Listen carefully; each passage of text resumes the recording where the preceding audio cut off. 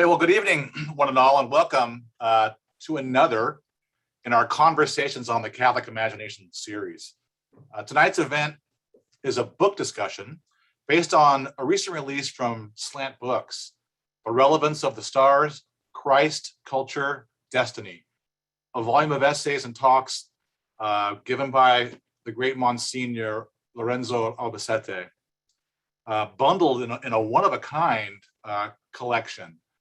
Our event tonight features book editors Lickona and Gregory Wolfe in conversation with Monsignor Albacete's longtime friend, Capuchin Franciscan Friar Seán O'Malley, the Cardinal Archbishop of Boston. We're so delighted to have these three wonderful people here to speak about a fourth, the larger-than-life Lorenzo of blessed memory. Please check out the bios of our esteemed guests on our webpage so that we can conserve time for what promises to be substantive and rousing, because the spirit of Monsignor Albacete will be with us. I'm Michael Murphy, and I direct the Hank Center here at Loyola, and I'm coming to you live from one of our many Loyola outposts here in digital, through the wonders of digital technology. And on behalf of the Hank family, whose generous endowment funds our many endeavors, and on behalf of our office manager, Patty Delgado, our graduate student assistant, Adam High, and our undergraduate intern, Grace, I extend a warm greeting to all on the call tonight. Greg and Lisa will be facilitating tonight's conversation, but I'll be back with you at comment and Q&A time, sharing the insights and questions that our audience enters into the proceedings via the chat function. So with that in mind, just let me give you a couple housekeeping items, as they say, before we begin.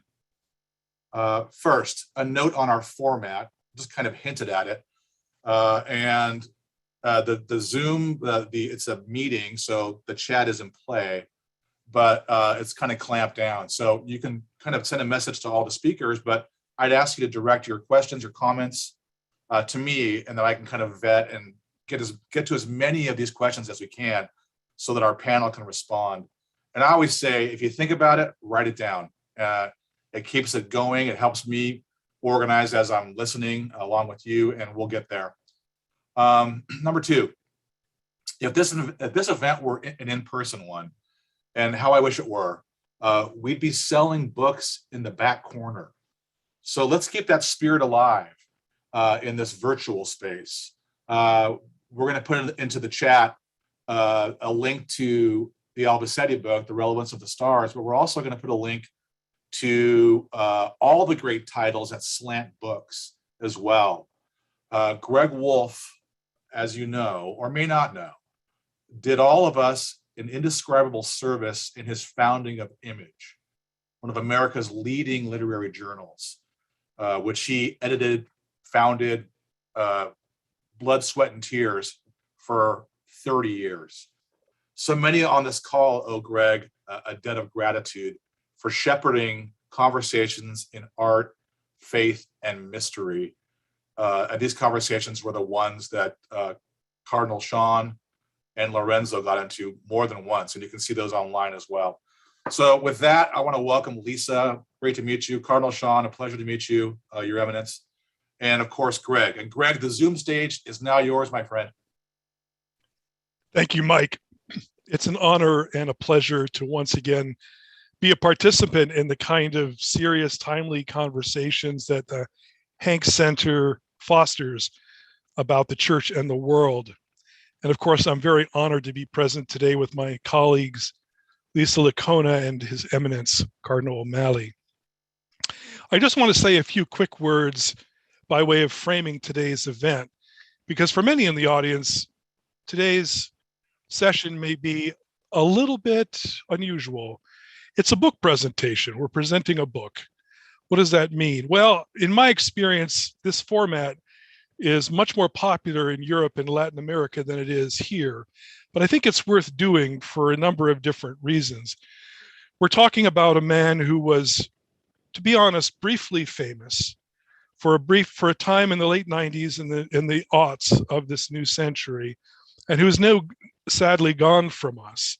someone who very few people today know in a direct sense very well.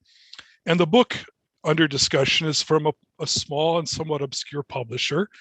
And so we need to do some remedial work to try to bring this man and his legacy forward and into this new century fully, and hence the desire to put the book together and to have this session today. Let me just go over a few of the things I think signify the significance of Lorenzo Albacete for our time and what we hope to touch on during the course of our conversation. The first reason to do an event like this is that Lorenzo himself had absolutely no interest whatsoever in self-promotion. And that's in part why Lisa and I had some hard work to do, because he was a man who was living always in the present moment. Somebody would come to him and ask him to give a talk. He would give a talk, and if we were lucky, he would write it up and in notes with plenty of typos, and he would leave it on his hard drive and never think about it again. He was a man who was always focused on the other and never really gave a thought to putting his work together for publication. Really, people had to come after him to make any of this possible. And this book is one sign of that. Another reason that we're doing this is that Lorenzo Albacete was one of the great all-time characters. And as Mike said, and a larger than life personality. And in this case, not just because he was funny and hilarious and free, and he was all of those things, but because his convictions, his deepest beliefs, and his personality were truly mirrors of one another. They were integrated. He wasn't just an academic theologian who happened to be able to tell jokes. His full human personality and his vision were absolutely one and the same. And frankly, he deserves to go down in legend as one of the most amazing people in the American history of the American church. Another reason we want to discuss the significance of Lorenzo Albacete is that in some ways his own witness and life and writings and speeches signify a turning point for the lay movement, communion, and liberation in North America. As many of you may know, this movement was founded by Father Luigi Giussani in the 1950s in Italy. It's been present in the States now for decades, of course, but we've always had a phenomenon in the movement of a language that is very Italian in its rhetorical style and elements, and with many unusual terms.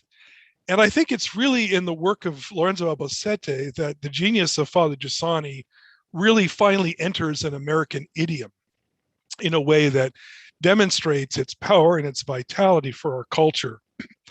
But of course, this is precisely an ongoing process.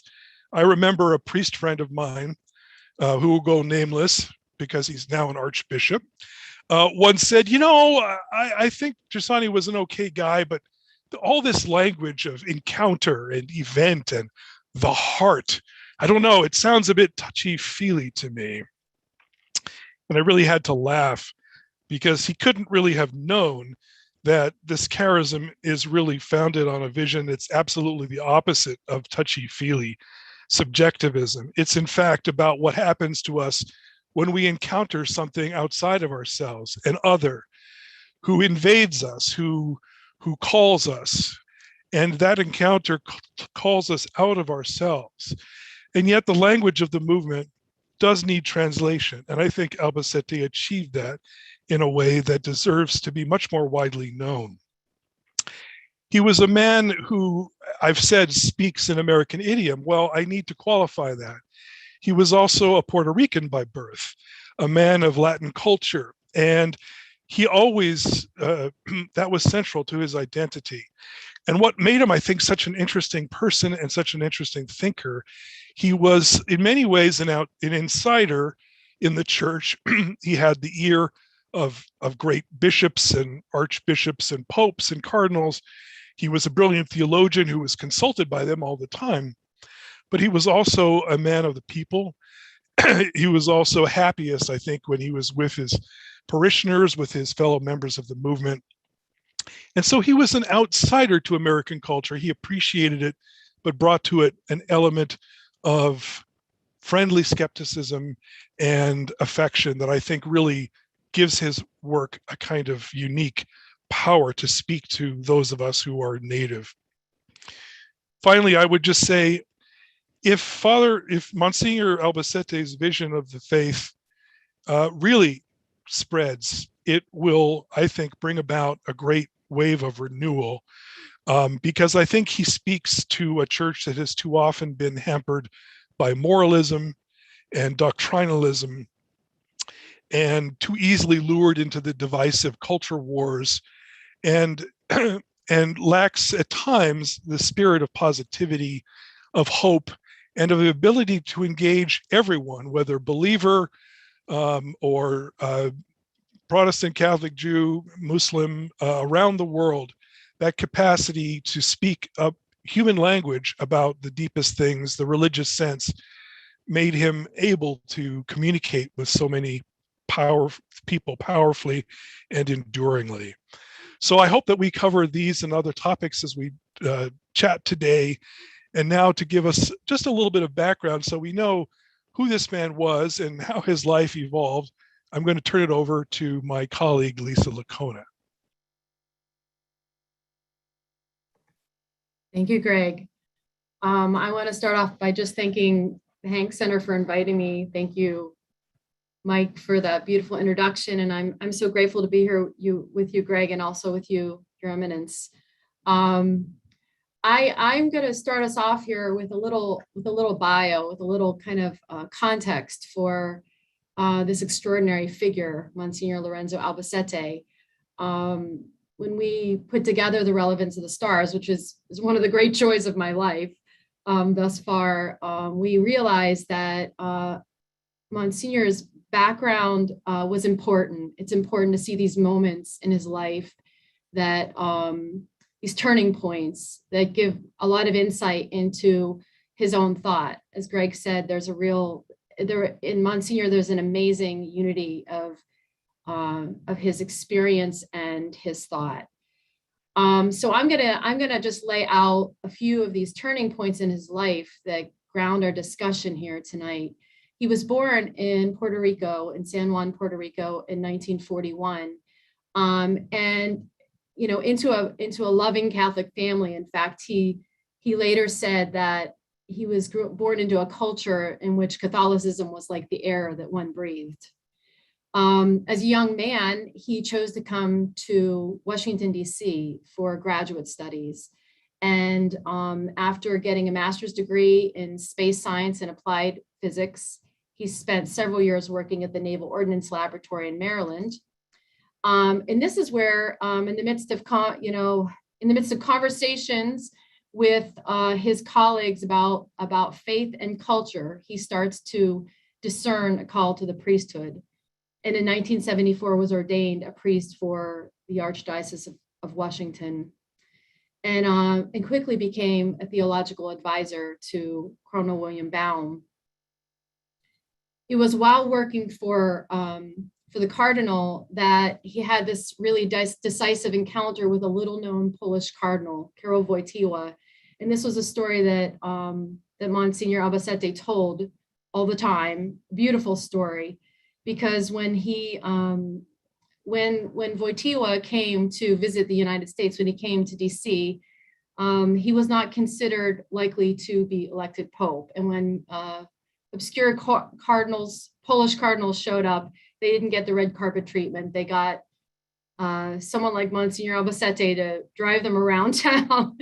So he was able to develop this beautiful relationship with Wojtyła, and a friendship was born. And this was really one of the things about Monsignor that I think will be thematic tonight, were these friendships that he developed. He had an incredible capacity for friendship. A few years later, that lowly Polish cardinal becomes Pope. And soon after that, Albacete goes to Rome for graduate studies and actually puts his energy into studying the work of his friend, now Pope John Paul II. So he got a doctorate in with a specialty in the theological anthropology of John Paul II. Came back to the States. He was instrumental in founding the Pope John Paul II Institute in Washington, D.C., and that is actually where I encountered him. I was a student in one of his classes, several of his classes, in the early 90s, and he was a decisive influence and a figure that always had a cluster of students around him. He was there in DC for 9 years, had a year, spent a year in Puerto Rico, returned to Puerto Rico to serve as the president of the Pontifical University of Puerto Rico there, and then came back to New York and took on a post at Dunwoody, St. Joseph Seminary in New York City. And this was a very interesting point in Monsignor Albacete's life, because he developed at the same time, he developed friendships, unexpected friendships in New York City with people that were really part of the media elite, writers, producers. And once again, it was out of these incredible friendships that new things were born. He wrote, he was invited to write a cover story for the New Yorker. He wrote for the New York Times. He was invited to be on CNN, the Charlie Rose Show. And then there was a lasting friendship with Helen Whitney, who is a producer for PBS and involved him in a lot of her work. And so there were these unexpected friendships that grew up with people that were really outside of the normal track that a Catholic priest would be part of. At the same time, there was this encounter that happened in the 90s with Luigi Giussani that Greg just mentioned. Giussani was someone that Monsignor Albacete met through his friend Angelo Scola. And Giussani was just exploded his world. Up until this point, Monsignor Albacete was a great devotee of the work of Pope John Paul II, continued to be a devotee of John Paul II. But it was as though Giussani had brought a new depth to the work of John Paul II, to his thought.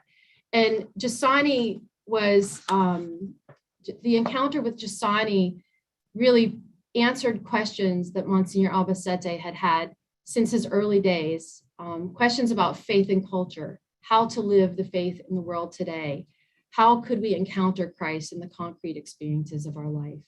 So the encounter with Giussani exploded his world, and in the year 2000, Father Giussani asked Monsignor Albacete to take a hand in leading the CL community in the U.S. Now, Monsignor Giussani's work with community liberation had begun in the 50s with a small group of high school students, but by this time, by 2000, it had exploded in a movement in the church. And throughout the country, throughout the US, there were all these little fledgling communities of community liberation. Albacete began crisscrossing the country, visiting these small communities, giving talks, retreats, book presentations, and he quickly became a beloved figure. He spoke repeatedly at the massive cultural festival that the movement has in Rimini, Italy. He was a beloved figure at New York Encounter. And at the same time, he published the single major collection of his writings, God at the Ritz, that we had up until this point, up until we brought the Relevance of the Stars out. And you know, the thing that I think will come out in our conversation tonight, the beautiful thing is how all of these relationships were relevant in his life. They formed him. And certainly when he passed away in 2014, the outpouring of love that came forth at that time from a wide spectrum of figures was evidence of how relevant and how decisive his influence was on was for so many people. At that time, at Monsignor Albacete's funeral, His Eminence Cardinal Seán O'Malley gave the funeral homily. I was very grateful to have the opportunity to be there that day. And I'd love to hand it on to you now, Your Eminence, to share something of your experience with Monsignor. Thank you very much, Lisa, and thank everybody for being here tonight. When I was growing up, wherever you visit a house, they always had many Reader's Digests lying around. I don't know how many people read Reader's Digest anymore, but two of the most popular columns that they had, one was Laughter, the Best Medicine, and the other, which is probably the most read part of Reader's Digest, was the column that was the most unforgettable character I ever met. And if I were asked to write for Reader's Digest, I'm sure that I would write about Lorenzo Albacete, because he is not only the most unforgettable, but one of the most lovable characters that I have ever met. I am so grateful to all of you, to Olivetta Danese, to you, Lisa and Greg, for all that you're doing to help more people know the legacy of Father Albacete, who made such an extraordinary contribution during his life, but we have the treasure of his writings and his vision that he shared with so many people. I met him probably in 1968. I was Brother Seán at those days, a seminarian, Capuchin friar, studying at the Capuchin monastery near Catholic University, and working with the Hispanic immigrants at St. Matthew's Cathedral. And Lorenzo, as a young layman, was often very involved in the activities of the cathedral with Monsignor Kuhn and the wonderful staff and people that were there, Rosario Corredero, and so many people that were dear friends of Lorenzo's. And it was there that I first met Lorenzo, and where Lorenzo first met Cardinal O'Malley, who was eventually the prelate who received him into the seminary. But typical of Lorenzo, he arrived at the cathedral one evening and there wasn't any parking, so he parked in the Cardinal's parking space, of course. And before he could get out of the car, Cardinal O'Boyle's car pulled up behind him, and the Cardinal got out and went over and rapped on the window. Lorenzo lowers the window and he said, "Who are you?" The Cardinal was sort of a curmudgeon. He was a wonderful prelate, but he was, he could be tough. And Lorenzo very calmly said, "I'm the Cardinal." And Cardinal O'Boyle said, "I'm the Cardinal." And Lorenzo said, "Yes." He said, "You're the daytime Cardinal." He says, "But I'm the nighttime Cardinal." And with that began an extraordinary friendship between Lorenzo Albacete and Cardinal O'Boyle. Those were challenging days in the church. We were in that period of great upheaval after the Second Vatican Council, and there was a lot of polarization in the church. I mean, sometimes, we look back on this golden age that really never existed. We had our crosses and conflicts and problems in those days. And but Lorenzo was a master at being able to speak with everybody and listen to everybody.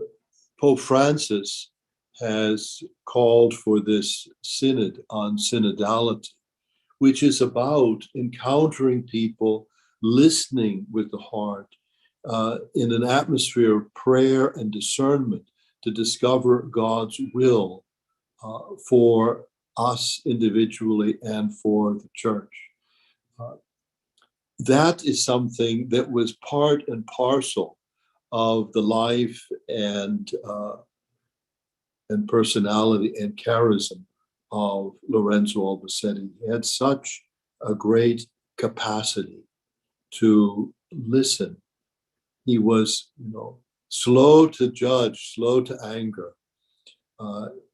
And as the Spanish talk about someone who has don de gente, the gift of people, he had a gift for relationships that was just extraordinary. And he was not intimidated by grandeur or wealth or power, and nor was he put off by weakness, sinfulness, or whatever debility a human being might have. He could be friend to presidents and janitors, to popes and waitresses at the IHOP, where he would take me at 1 o'clock in the morning for chocolate chip pancakes and conversation about what was happening at the John Paul II Institute. People would see him tall and blonde and fair and say, "You don't look Puerto Rican." And he would always get a kick out of that, because there was no one who was more Puerto Rican than Lorenzo Albacete. His love for Santurce, for Sagrado Corazon, his parish and the colegio where he had studied, for his family, his friends, his classmates, his devotion to his mom, Conchita, and his sister, Manolo, was just extraordinary. And of course, we all delighted in his sense of humor, in his sense of the absurd. He was also a very, very cultured person. And one of my joys for many decades was I had specialized in Spanish and Portuguese literature at Catholic University. And Lorenzo and I would try and read the same books and then call each other late at night and comment on the different purple patches that we would find in these books. And sometimes when we would meet, we would only have to say a little phrase, and it would put us into hysterical laughter, because we had a way of communicating about the literature that we studied together. It was wonderful. He was often a very irreverent observer of human nature, but he was deeply compassionate. He was the most non-judgmental person that I have ever met in my life, which allowed him to enter into a deep and profound dialogue with contemporary intellectuals and personalities from the media. And he was so non-threatening and open to people that it caused people to come to him and open their hearts to him. He was a great spiritual mentor to so many. At the same time, he was a man of very deep faith. And I often think of that book that Austin Ivory came out with a few years ago when he started the Catholic Voices, called How to Defend the Faith Without Raising Your Voice. And we're living in an age now where there's so much shouting going on. People are always yelling at each other. Lorenzo not only didn't raise his voice, but he would have everybody laughing and eating out of his hand, because he knew how to express the truths of the faith in a fascinating way that allowed people to look again with new eyes at what the church was teaching, and to discover that it wasn't as superficial or as goofy as they thought before, and they discovered the beauty of the church's teaching. His personality and intellectual acumen helped many people, many naysayers, to come to embrace the faith, or at least to appreciate the beauty and the complexity of the Catholic worldview. Certainly, his trajectory, as I say, in those early days after the council, when there was such effervescence around so many issues in the church. Lorenzo was involved with Triumph Magazine, Brent Bozell, who was Bill Buckley's brother-in-law. But it was really Cardinal Baum that allowed Lorenzo to enter into the world of theology. And his friendship with John Paul II and Pope Benedict and later Don Giussani were such a gift to Lorenzo and enriched his thought. And he was also a genius at being able to explain the vision of John Paul II, his anthropology, the theology of the body, and his involvement in the foundation of the John Paul II Institute was such an important turning point in his life. And in those days, Monsignor Caffarra, later Cardinal Caffarra, would come to Washington for meetings. And of course, Cardinal Scola was also very involved in setting up the John Paul II Institute. I always share the story about at one point, the Holy Father asked Lorenzo to come and give him some ideas about the structure of the Institute and so forth. And Lorenzo showed up in the apostolic apartments, and he was there with a very pious theologian from Opus Dei who was in his cassock and carrying a beautiful folder with a very carefully typed document to present his recommendations to the Holy Father. And of course, Lorenzo was there in his rabbi that probably had about 2 weeks menu on it.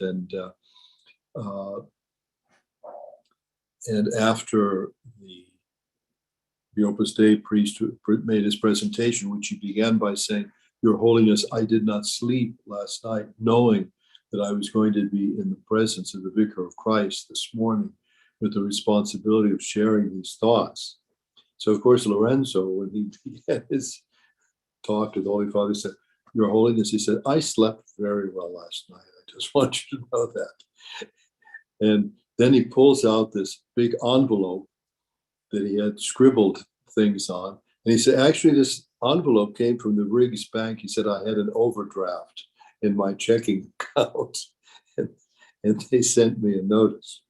And then, of course, made an extraordinarily brilliant presentation of his ideas.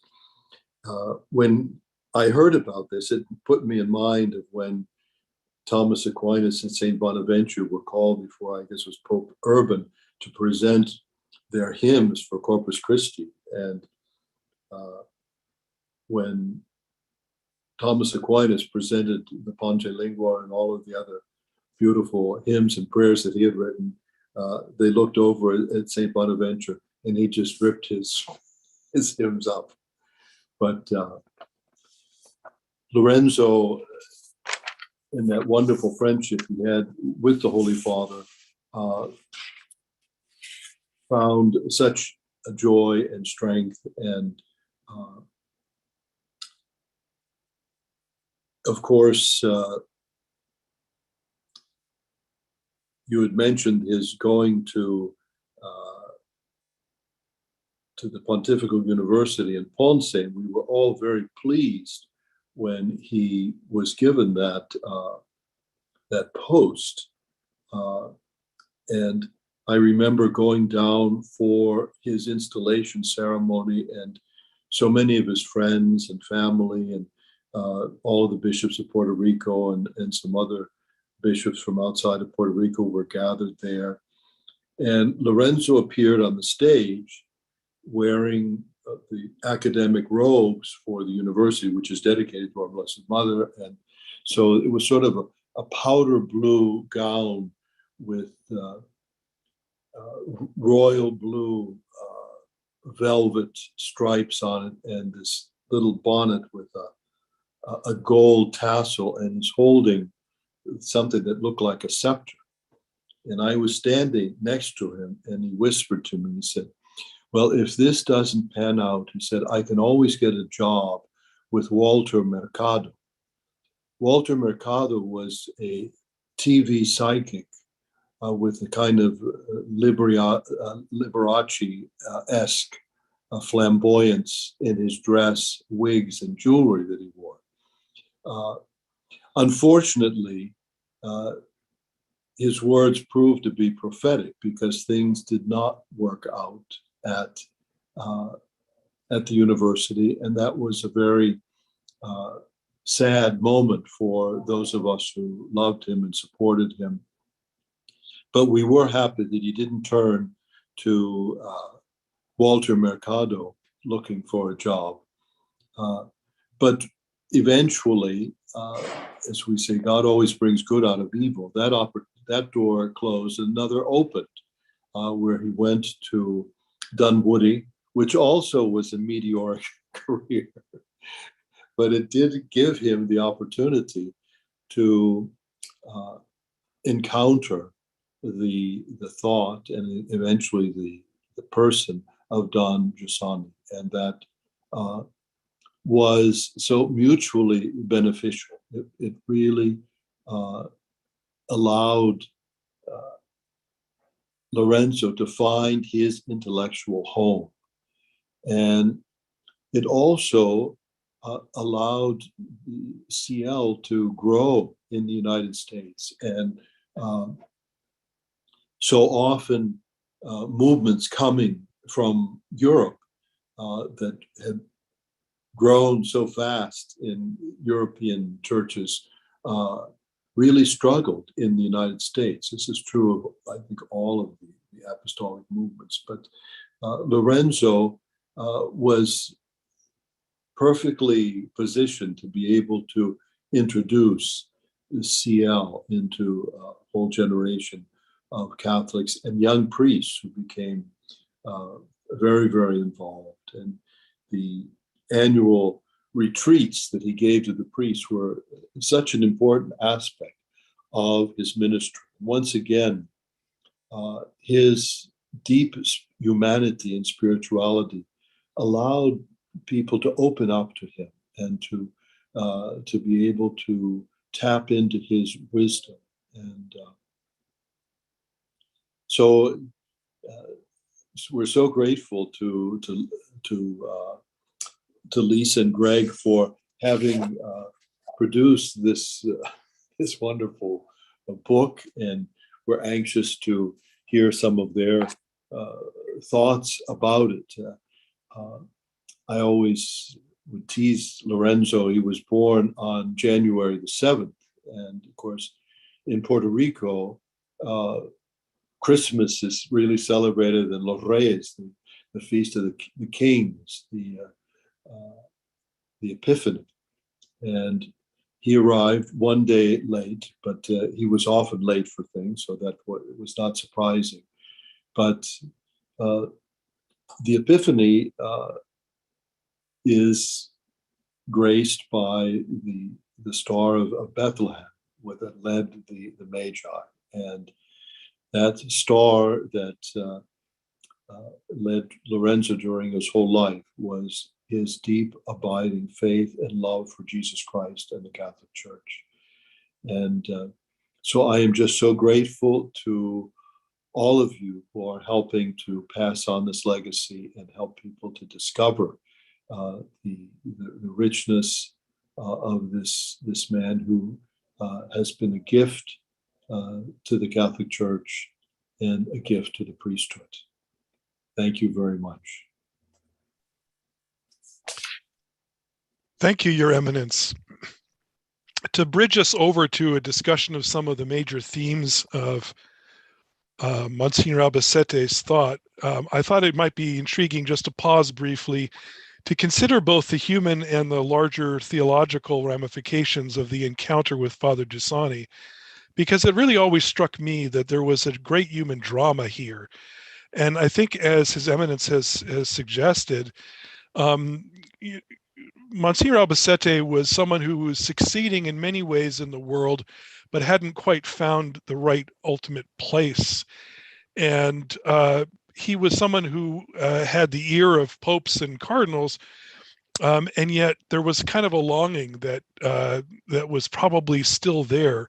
I always wondered what he really felt about this major jag in a life. In his mid-50s, he encounters this thinker, and the entire course of the next 20 years of his life changes. And I finally found a passage where he really does reveal a kind of human response, and it's so typically Albacetean that I just have to indulge myself by reading it. And we quote it in the introduction to the book, but I found it in an obscure talk he gave to other people in the movement. I think a very casual moment when he felt free to be able to speak honestly to people.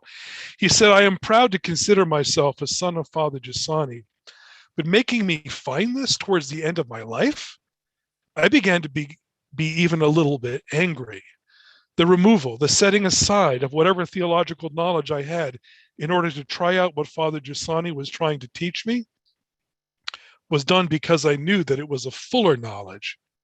I set this anger aside because this path led to amazement, and for other reasons, it included the heart, the desires of the heart. The decision to try that out was a costly decision, but it was a decision that I made willingly.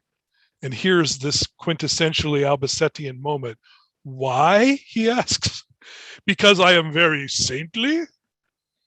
No, because what is at stake is my ass, the future of my ass."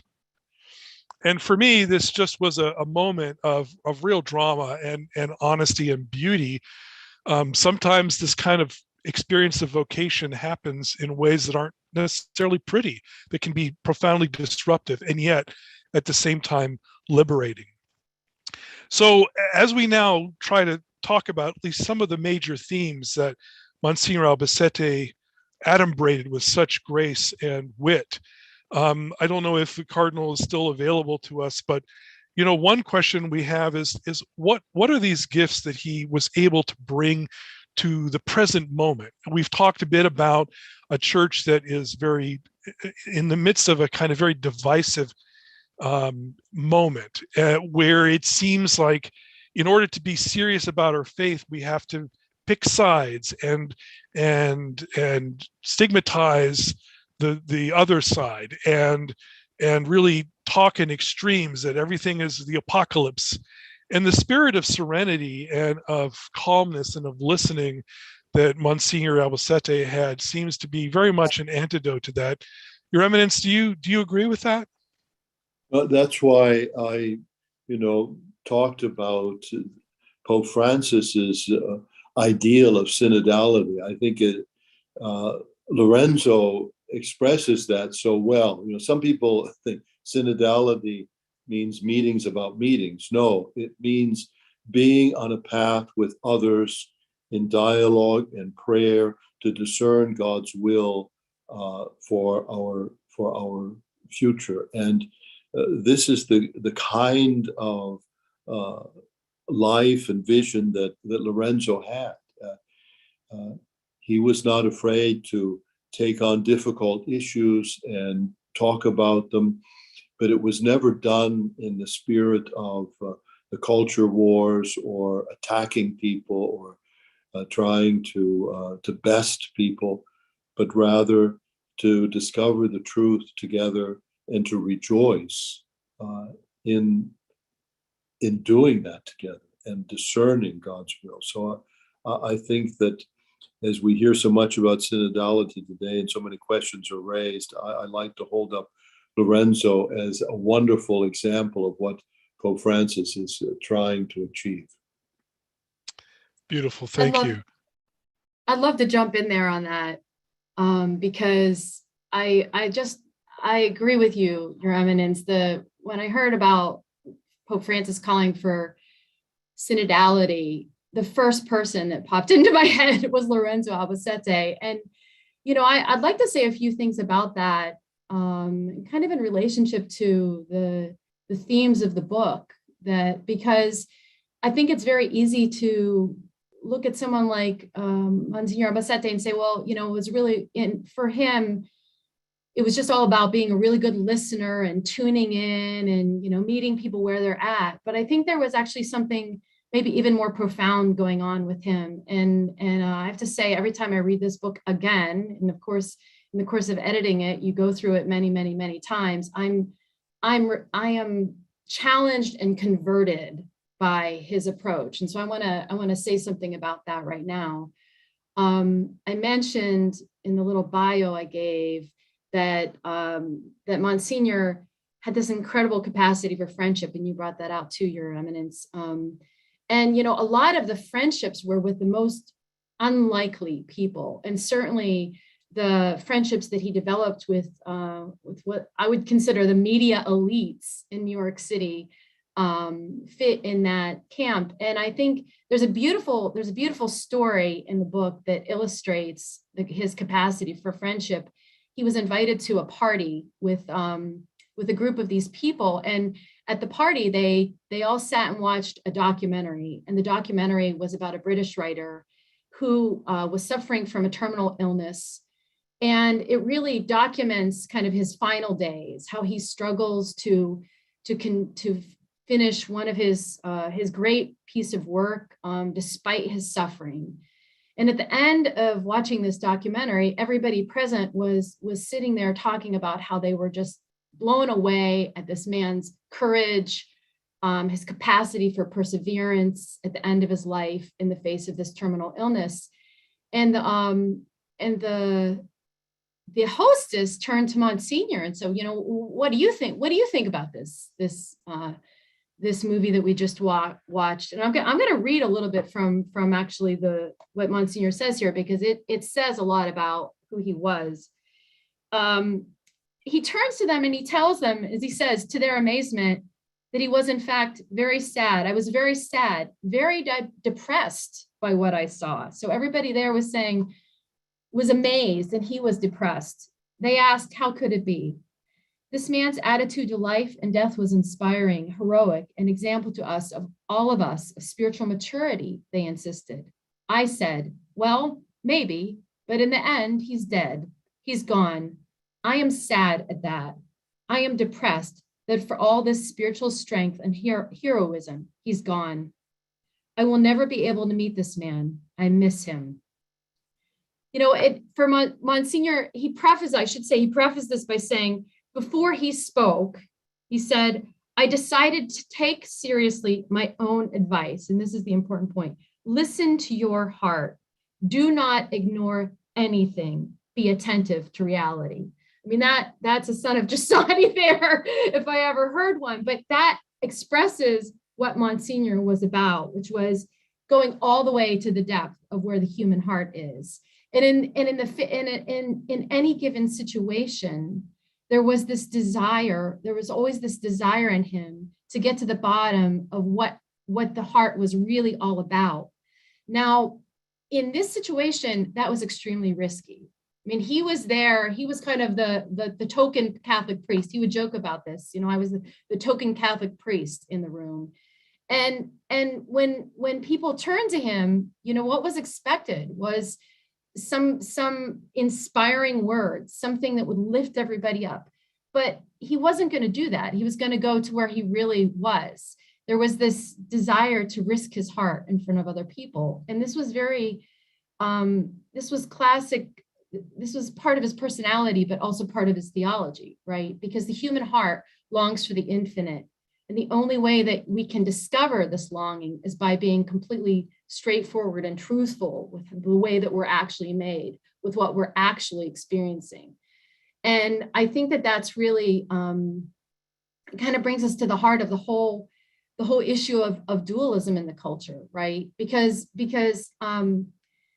we're tempted if we're religious people to give religious answers. And yet what is really required is to go to the bottom of our hearts, because there is this this desire for God. It's inside of us, and it's something that we can trust. And this was the thing that you always had the sense with Monsignor Albacete, that he had complete and total trust in the kind of trajectory of the way God had made him. I mean, he really was, he really exemplified that restless heart of Augustine, that he was going to let his heart come all the way out, and that heart had an answer in the person of Jesus Christ.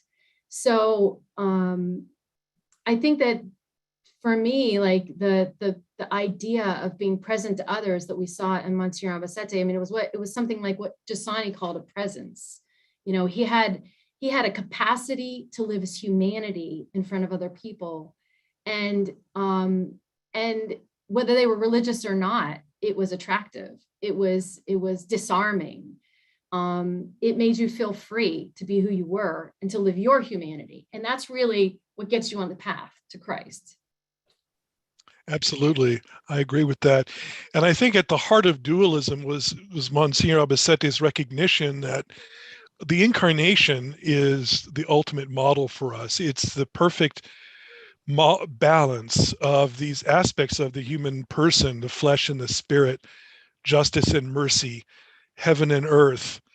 And part of the reason that we live in a world of culture wars and dualism is that we tend to separate these things, and we tend to think we pick one side, and we can characterize the right in different ways. It tends to emphasize justice, and the left mercy, and you can go down the line with that. I don't want to bog us down, but I really think that wholeness, that unity, that incarnational unity was at the heart of his vision. And I think it's, of course, easy when we talk about synodality to mock the idea of dialogue, because dialogue is people just shooting off their mouth and saying whatever they want and nothing will ever happen.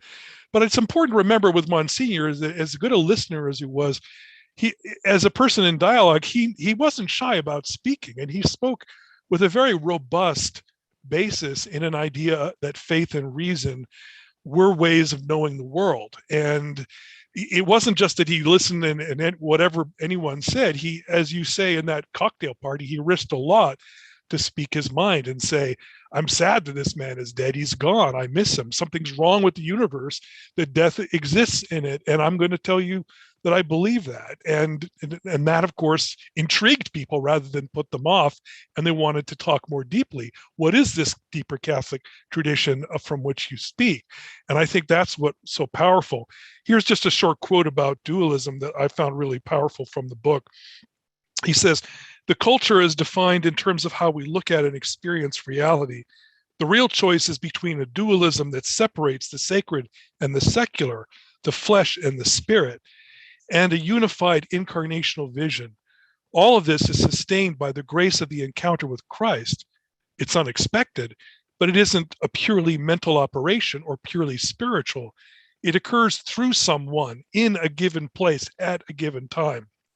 Fidelity to that particularity is essential because that, keeps us within the orbit of the encounter, sustaining our approach to the real. And here's the part that I really love. Christians are not here to show a specifically Catholic genius or to engage in a battle. We are here to give witness to our faith, yes, but also to really live with the confidence that that same faith gives us to understand what is real, what is being seen, what is being lived. Again, this awakens interest, and with interest, light. This is the only way.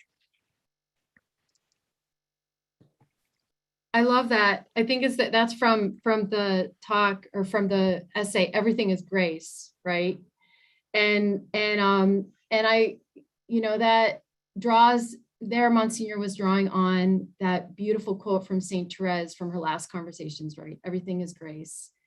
The same quote that Bernanos picks up in the Diary of a Country Priest, he puts it in the mouth of the dying priest, everything is grace. And that's another way into the whole whole problematic of dualism that you were talking about, because, you know, here Monsignor emphasizes that Christianity is a gift, right? The encounter that we, you know, what makes Christians different from non-Christians?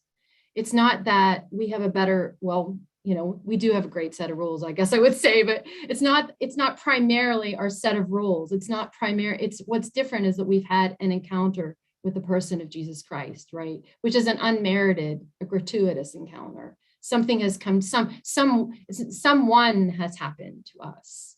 And that's what Christians bring into the world, right? It's not primarily, I mean, this is the challenge, right? Is of what we're tempted to do is to think that what we bring is a certain set of rules, a certain set of guidelines, but what we bring is the person of Jesus Christ. Now, of course, a lot of things flow from that, but to start with Christ gives a totally different approach to our encounters with others, right? To the conversations that you were talking about, Your Eminence. I mean, that's really where Monsignor always started.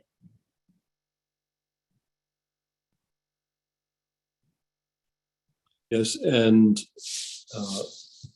in today's world, where for so many science comes to replace religion, Lorenzo understood that, you know, as Saint Anselm says, that it's fides querens intellectum, intellectus queres fidem.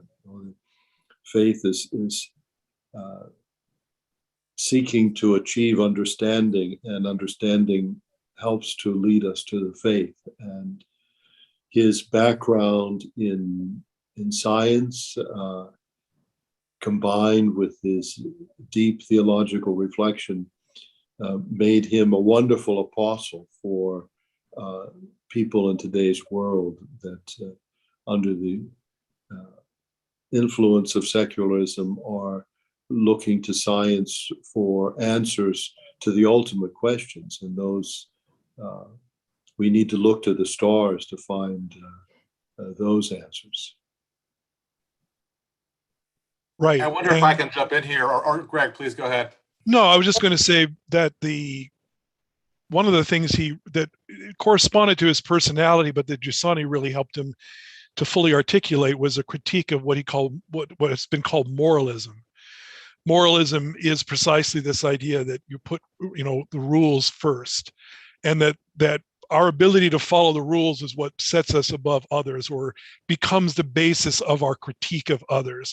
The sort of restless driving, you know, need to put your case that others are wrong and we are right, that others behave badly and we behave well, that I think he understood was really a deeply unchristian way of, and that's not to say that these things don't matter. They do. He cared about morality deeply, but starting from Giussani, what he felt most deeply was that morality comes from a living relationship with another, right? That morality, the source of morality is my honoring of a relationship I have to someone else, doing right by them, caring for them, caring for my encounter with this other. And in that sense, if the living relationship, if that encounter is not foremost in my mind, then I'm not going to be interested in behaving rightly. So it wasn't that he had, again, no that morality was an empty category for him. Not at all. He believed that it was a matter of priority and the centrality of a lived faith, out of which this grew, and which corresponded to the great complex edifices, as Cardinal Seán said to us, of the Catholic intellectual tradition, that those dovetail together. But if they weren't growing out of a lived experience, then they become nothing more than a party in which one party is constantly driven by the need to defeat the other party at the polls. And that is not the faith. That is not how the faith grows and catches on and renews both church and culture. Yeah, that's excellent. I'm just thinking as you speak, Greg, I think of Father Benedict, Pope Benedict XVI, and he said we can't reduce Christianity to some program in ethics when it's an encounter with the living God. I think we'd agree, this is in the program, so Cardinal Seán as well, we need to luxuriate in the honey baritone of Lorenzo Albacete. And so we have a clip here. It's not from the famous debate with Christopher Hitchens, which is a great one. And in that debate, he totally disarms Hitchens. If you watch it, he disarms Hitchens for all the reasons that you three are citing. He enters into a relationship with him, and Hitchens doesn't know what to do because he almost doesn't beat him with his own stick, but it's rhetorically interesting to watch that debate. And I just recommend watching Albacete. I'm going to show you why. Here's a 5-minute clip. It won't seem long, but it takes us deeper into your questions, you three. And I think it'll spring us back into commentary, response, and then we'll get some of our listeners in as well. So I'm going to share a screen, as they say. I'm going to do my clicks. That's all good. All right. Technology's working. And here he is, Monsignor Albacete. For that reason, because of that, I want to know, is there a way, a reasonable method by which I can verify the claims of the religious experience, of a religious contribution, if I'm trying to find the minimalist language possible, religious contribution to the way I see life and live it. And I believe that there better be, because if there isn't, then I am completely uninterested in the subject. How might one do that? What we really have to do, I believe, and in this I am entirely dependent to a man, the founder of the movement that I follow and that I'm more or less, I don't know what the heck I really am, concerning the movement in the United States. It's a book called The Religious Sense by Father Luigi Giussani. In so many ways, God at the Ritz is the total vulgarization of the religious sense. If you want a more serious, more presentation of what is here, which quotes Monty Python and everybody and Broadway shows, because I don't know Italian poets. Here, Dante, and that's the kind of amazing good stuff, Rilke, all of that material. But here in my book, I try to bring it down to my humble level. The question is, there is me, and there's reality out there. What we need to investigate, I believe, and this is very important because a discussion about this is already a dialogue between people of faith and people who do not have faith, but both who are willing to submit to a reasonable analysis and evidence, something claimed to be evidence. What is claimed to be evidence here, what I think we should all look at, is our spontaneous reaction to reality. Better, to investigate the structure at all levels, the structure of the human reaction to reality. The unleashing of the question about why, and not only why, but what next, the unleashing of reason itself, ground zero. And to observe oneself when that happens. Most of the time, we have lost the purity of such a moment, but it's there.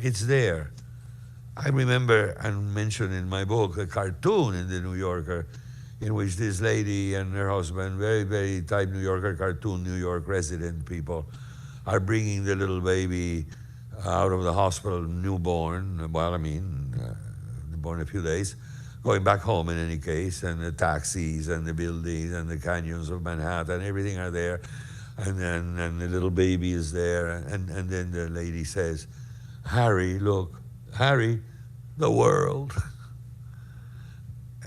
That had this great impact on me. Suppose Harry could see or think or anything.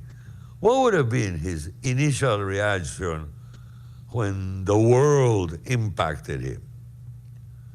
His initial, zero, before anything starts. And Monsignor Giussani in his book talks about a mental experiment. Suppose you could go back into the womb and come out having, however, your awareness, the way your consciousness of yourself that you have now, but not having had the experience of anything else but you. What would be your first reaction? Now this is, again, you make a claim and the other person say, no, I don't think so, etc. To me, I am satisfied because again, I could confirm it by even looking at that cartoon that the immediate reaction is surprise, awe, marvel, wonder. Oh, look, Harry, the world. She herself was communicating that experience to Harry. Again, Harry had no idea what was going on. But had he been able to see, he would have marveled, wonder, stupor. All of these are words that resonate in what I'm trying to explain. I have them here. Stupefaction, to be overcome by wonder, to be invaded by wonder, to grasp reality as an event. And it's not just there, it has touched you, it has attempted to initiate, or you want to initiate a dialogue with it, an event, a presence, a marvel, something totally given to you. You are not, one thing is clear, you are not the author of that. Whatever that is and whatever it's coming from before you begin classifying it or doing anything, you are not its author. So it's you run into it. So the original activity, if you wish, is in fact a form of passivity. It's a receiving, a taking note of, a recognizing. It is to become aware of an inexorable presence that attracts, but which is always beyond and always other, the radical otherness of it. But yet, it is a radical otherness that attracts, that is tempting me, like it's seducing me, you see. And that launches one. The important thing is not to stop, to continue pursuing that experience, to see where it goes.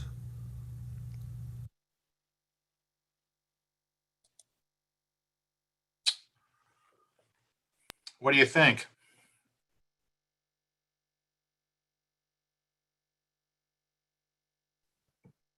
That was a really well-chosen clip, I have to say.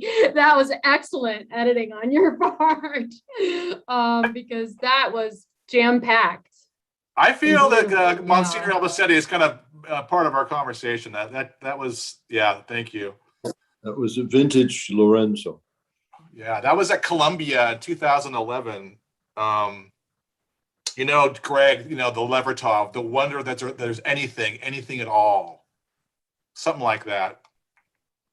Yes, absolutely. The givenness of our life, the awareness of being born, where Slant's actually publishing a book by Giussani. It's a dialogue book with another thinker coming out next month called The Meaning of Birth. And that kind of existential awareness, that sense of you know, it goes back to Aristotle, of course. All learning begins with wonder. And this is not touchy-feely, right? These are fundamentally human experiences that we forget when we get more and more abstract. We abstract and abstract. Everything becomes an ideological system. But this was Monsignor's gift, was bringing us back to our experience. What is it? How do we live? How he would say, you know, following Giussani, observe yourself in action. And that's a challenge. It's very easy to forget. It's easier to try to just think the correct thoughts and do the correct things, but you're not living a life. And you have no desire to do those things because you're not connected to this origin, this source of yourself that he so beautifully points out here. I love the whole, I mean, what I really love about that is it highlights the idea of wonder and this, like he even used that word stupefaction in front of reality. It just seems to me that, you know, when we were talking about what to name this book, Greg made a strong case for the relevance of the stars, which is what we came up with. And, you know, people will ask me, well, what are the stars, right? Why the stars? And the point is, you know, there's this great classic story from Giussani. He was, you know, walking one night and he comes upon two young lovers making out in a car, and he goes right up to them in full cassock and taps them on the shoulder and says, hey, do you know what you're doing right now, what does it have to do with the stars? And the thing is that I love about that story, and it really expresses what we love about Monsignor Albacete, is that in front of this encounter of these two young lovers, there's wonder in front of their desire for, you know, their love for each other, their passion, but then always to go deeper, like, what does this open up? What does this open you up to, this experience in the world? So in every human experience, there's something given, and that givenness is something that we can, that is ultimately going to open us up to the ultimate reality, the mystery, the infinite. But to live in wonder in front of all of these experiences, that was Monsignor to a T. You couldn't be around him and not have your eyes be opened to something new. Great. Panelists, treasured guests, we have questions now. I want to ask, we had a book club, Relevance of the Stars at Loyola, and students and graduate students and a couple of faculty. And we've asked a student to enter into our conversation. That's Emma Mitchell, who's a senior. So can we unmute Emma? And Emma, welcome to the party, to the Albacete party. And we'd love to hear what you think. Hi, everyone. First, I'd just like to say thank you to all of you. As someone who would not have heard of Monsignor Albacete if it wasn't for this book and this Zoom call and the reading group that I get to be in, I'm very grateful that you're all here and sharing him and his work. A question that I was wondering, I guess I have two questions that you guys can choose which one you would like to answer.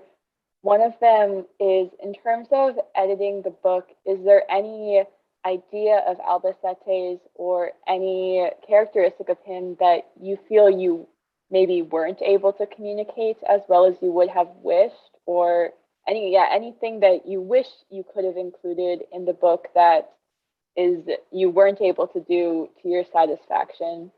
And then another question, just in the spirit of encounter and personal encounter, if you guys could share any other anecdotes of Albacete, particularly ones that offer you a lot of hope. I found that his ideas are very comforting and kind of encouraging almost, and just their faith in what is real and what can be known and recognized, and just the security in that. So I found Albacete's ideas to be, very, very comforting and encouraging in that way. So if you guys have any particularly comforting or hope-giving ideas of Albacete that you would like to share with all of us, I'm sure we would all like to hear them a lot. Thank you. I'm happy to jump in on the question about the editing. Thank you so much, Emma. I have to tell you, you're completely inspiring me. When I saw in the email earlier that there was an Albacete book club, I was super excited about that, and super excited that you're here. I would say for me, I'm sure Greg has his own answer, because we had to do it, as he pointed out, we had to do a fair amount of editing with this work, because Monsignor never, he never did. he was brilliant, but he didn't take time to polish his own writing for publication. And so we were always working as editors. And I would say the thing that I wish we could have put more in is his humor. I really feel that there, I would just encourage people to watch the YouTube videos. That video we just watched was amazing because you encounter his depth of thought. But he is wickedly funny, and I think he's one of these people for whom humor was not just it wasn't just making a joke to put people at ease. It was literally a way to be with you, to be with others, and to be his full human self. So he was, as you could see in that little clip, the jokes were, he was often the butt of his own jokes. And I think it was just very characteristic of his humility and his humanity. So that would be, I wish we could have gotten more of that in the book. What do you think, Greg? Here's a little flavor of the humor. At one point, he's talking about the relationship between, again, morality and faith, morality and life. And he says, I have an example to share with you. He says, I have a friend in Italy who is a crook, a thief. He is retired now, but on occasion he works as a consultant, an expensive one at that, with stores seeking to update their security systems. He really was an excellent crook. No jewelry store was safe from his exceptional talent. On one occasion, though, he was unable to do his work. He and his companions were already inside the store when suddenly he saw an image of the Blessed Virgin Mary. He immediately canceled the robbery. His accomplices were amazed. Are you afraid of a statue? They asked him. No, he said. It's the Blessed Virgin, La Madonna, my mother. How can I be afraid of her? Then why are you calling off the job? They asked. He explained, because tomorrow, when the robbery is discovered, people will say she was unable to protect them. And so they went and robbed another store. And this is this is an anecdote that he tells precisely to say, in terms of morality, true morality versus moralism, that morality stems not from the fact that we behave better than others or we live up to even our own moral rules, but morality, the source of morality is that something has been given to us. The source of morality is our gratitude and wonder at the gift of faith, a gift of salvation that Christ brings us. And it's that, as he puts it in the clip, the passivity or the reception of what has been given that is the sort of foundation, the cornerstone of all true morality, and not that we score a higher percentage than other people. Because he says, if that's the criterion, then we're really screwed.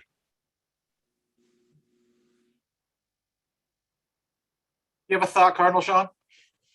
I was just thinking of the video that was presented on the Albacete Hour or whatever it was called at the end, where the child asks him, why did God make dinosaurs?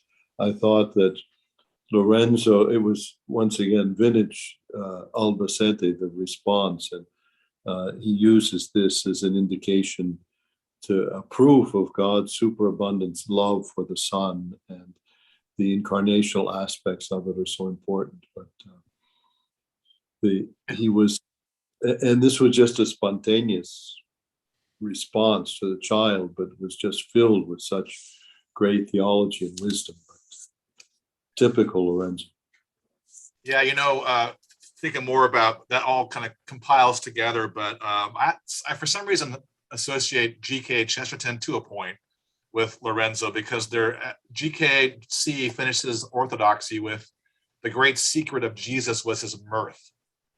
And, Albacete, Monsignor, another line by Chesterton is that funny is not the opposite of serious. It's the opposite of not funny. And so, you can get a lot of mileage out of that. But let me just throw another question now. We have many in advance. There was a lot of questions in advance about Albacete being a voice to overcome polarization. And so I think we've hit those topics. There are other questions about people want to hear anecdotes about all the friendships that Albacete had with Commonweal editor David Tulin, with other friends around town, of course, Charlie Rose and Bill Moyers, the PBS crowd who loved him so dearly. So there's that. There's also a question, though, about what would Albacete, what's his view on something like an important issue in the church, women and their roles in the church? Anybody have a thought on that? I'm a woman, so I'll jump in. I have to tell you that I was a student under Monsignor Albacete at the John Paul II Institute, which was at the time in the Dominican House of Studies. So we had a handful of female students and a lot of young seminarians and young theology graduate students. And I experienced Monsignor Albacete as being absolutely encouraging of my own personal path, studying theology. I think that he was a student, he was an adherent of Pope John Paul II. I would say, the amazing and beautiful things that are said in Mulieris Dignitatem about the dignity of women, their capacity to bring a way of interacting with persons into the world and being leaders in the way of witnessing to self-giving love. I would say he was all behind all of that in the most profound theological way, but also was personally encouraging of my own path. Thank you, Lisa. Anybody else want to weigh in on that very important issue? I would just say Lorenzo had many very deep friendships with women that were very life-giving for him. And I think, there was nothing machista about his attitude towards women. It was the farthest, that kind of an attitude just did not exist in him. I think there's a danger of stressing too much Lorenzo's sense of humor, because it's not just a matter of fun. He was a joyful person, and that joy, even in the midst of great suffering and challenges and health problems and financial problems and losing jobs and all these other things, his faith allowed him to know how beloved he is to God, and that made him a joyful person. And when we read about the joy of the gospel, this is the way that the gospel is spread, not by good humor, but by having that joy that comes from a relationship with God and a deep awareness of how much our God loves us, as Benedict puts in the encyclical, quoting St. John's, we've come to discover God's love. And Lorenzo discovered that, and beginning with the great love that he received from his family, and that love transformed him and made him a joyful person, even in the midst of a valley of tears. Thank you, Cardinal Seán. That's beautifully put. Gregory. Just going to say, he was irreverent in the way that only somebody with deep reverence can be. That sense, again, of the serious and the hilarious, that is an incarnational, this is the word that I just keep coming back to. It's an incarnational vision. And, this was a movement thing, so he could probably be excused a little bit from departing from the theological norm, but he ended the Mass. He said, the Mass is ended. Bye. And just the freedom that he had. I mean, so many of us operate under a feeling of constant constraint. How do people look at us, and am I doing the right thing? And he was just blissfully free of that. He didn't draw boundaries where we are socially expected to. I mean, he had a sibling, for example, with severe mental and emotional challenges, and when that sibling called him, he would always take the call. And in fact, one of the times that I witnessed, he was speaking in front of an audience of, I think, 500 people, and his phone rang, and it was his sibling, and he picked up the phone and he carried on a conversation in the middle of the talk.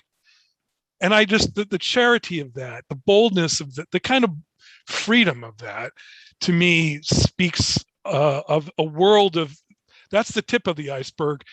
That huge element underground is all the theological, intellectual Catholic tradition that's there.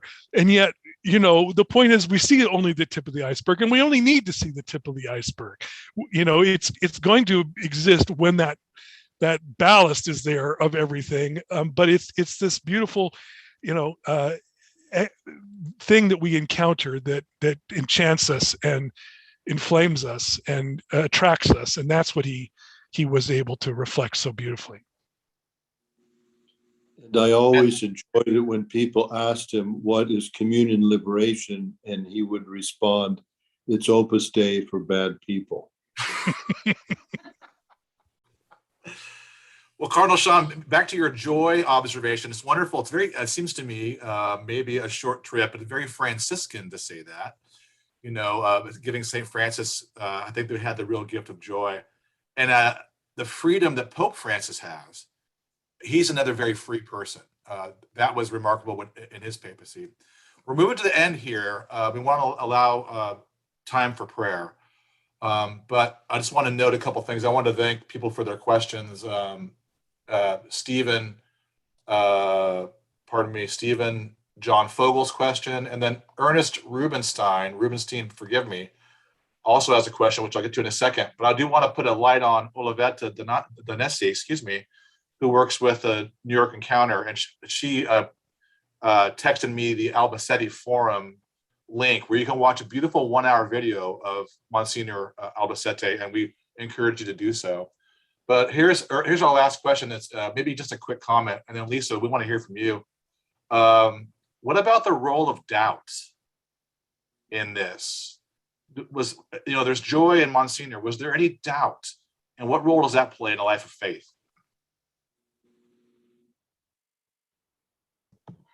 That's a really intense question. The thing is about Monsignor Albacete was he lived a full humanity, and doubt is part of our full humanity. And there was absolutely nothing.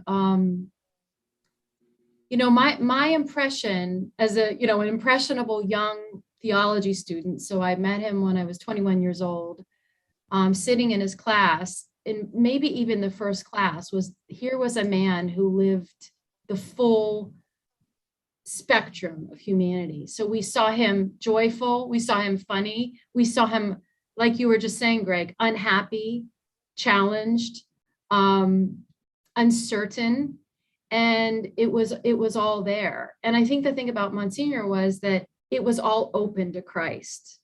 It was no holds barred Christianity when you were with him, and that was what was so attractive. And we could also do an entire session just based on the amazing providential gift of his being present at when 9/11 happened, which he later, formalized when Helen Whitney made a documentary about faith and doubt at Ground Zero, which is an amazing program. And Albacete is in some ways the beating heart of that. And his willingness to be completely unguarded, not only about his grief and the doubt that this kind of evil and destruction, causes us to feel, but in a sense, even more than that, his sense that he recognized a kinship with the bombers, the suicide, plane people. And he said, this is religion. This is at least an aspect of religion that I recognize in myself. The danger of an absolutism, of an ideology that nonetheless has some kind of deep connection to what I hold most dear. It may be a corruption of it, but I recognize it and I sense a kinship. And this causes me to take it even more seriously and not to stigmatize these people and to try to understand how something good can become evil. He was present and a consoling voice precisely because of that absolute honesty, at a time of absolute national and existential catastrophe. Thank you so much, Greg. That's wonderfully put as well. Really, really important. Something to think about for sure. Lisa and Greg, thanks for your book.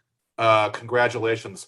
Cardinal Seán, we'll give you the last word, and I would request, and I really appreciate you taking us out with prayer. Thank you very much, Cardinal.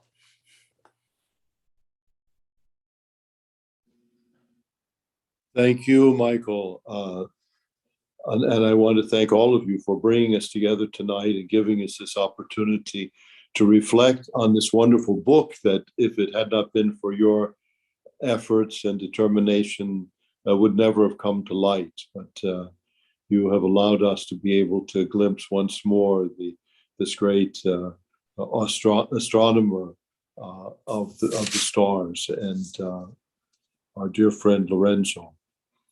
I'm sure that he is praying for all of us as we talk about him here tonight, and I would encourage those who have not read his books to please do so. And I'm glad that you brought up the possibility of people seeing that wonderful video on the Albacete forum. People have not had the opportunity to know Lorenzo personally. It's an opportunity to catch a glimpse of his extraordinary gifts of personality, of intellect, and of spirituality. And now let us ask for God's blessing. O God, Trinity of love, from the profound communion of your divine life, pour out upon us a torrent of love. Inspire in us a dream of renewed encounter, dialogue, justice, and peace. Move us to create healthier societies and a more dignified world, a world without hunger, poverty, violence, and war. Grant us the love reflected in the actions of Jesus and his family of Nazareth and in the early Christian community. Grant that we Christians may live the gospel, discovering Christ in each human being, recognizing him crucified in the sufferings of the abandoned and forgotten of our world, and risen in each brother or sister who makes a new start. Come, Holy Spirit, show us your beauty, reflected in all the peoples of the earth, so that we may discover anew that all are important and all are necessary, different faces of the one humanity that God so loves.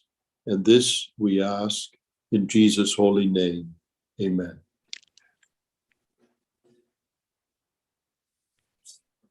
Thank you, Your Eminence. And Thank all of you. God yes. bless. Thanks, Greg Wolfe. Thanks, Lisa Lickona, so much. Good night. Thank you. Good night, viewers, and God bless everybody. And happy Thanksgiving, one and all. Thanks so much. Thank Bless you. you.